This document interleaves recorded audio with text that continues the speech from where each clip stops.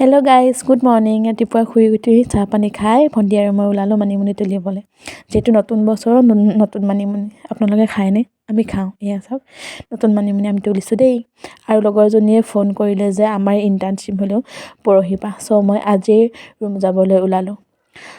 দেখিছে নহয়, এয়া মোৰ লাগতিয়াল কেইটামান বস্তু মানে মোৰ দুটামান কাপোৰ। মই এতিয়া ৰেডি। মোৰ এতিয়া মোক পাপাই ষ্টেচনত থৈ আহিব গৈ, আৰু আমি ঘৰৰ পৰা এতিয়া ওলালোঁ। পাপাক ক'লোঁ ব'লা পাপা কিবা এটা খাই লওঁ। খাই বৈ লৈ এতিয়া গম পালোঁ যে মোৰ ট্ৰেইনখন লেট।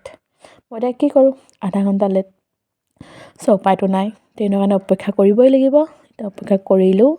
ফাইনেলি এতিয়া ৱাৰ্ণিং দিলে যে ট্ৰেইনখন আমাৰ এতিয়া ষ্টেচন পাবহি হৈছে। ফাইনেলি ষ্টেচন পালে, ইয়াত ট্ৰেইন সোমাইছে। মই এতিয়া বহোঁ আৰু মই যাওঁ। এতিয়া মই চিট পালোঁ, বহিলোঁ, যাওঁ। বাই।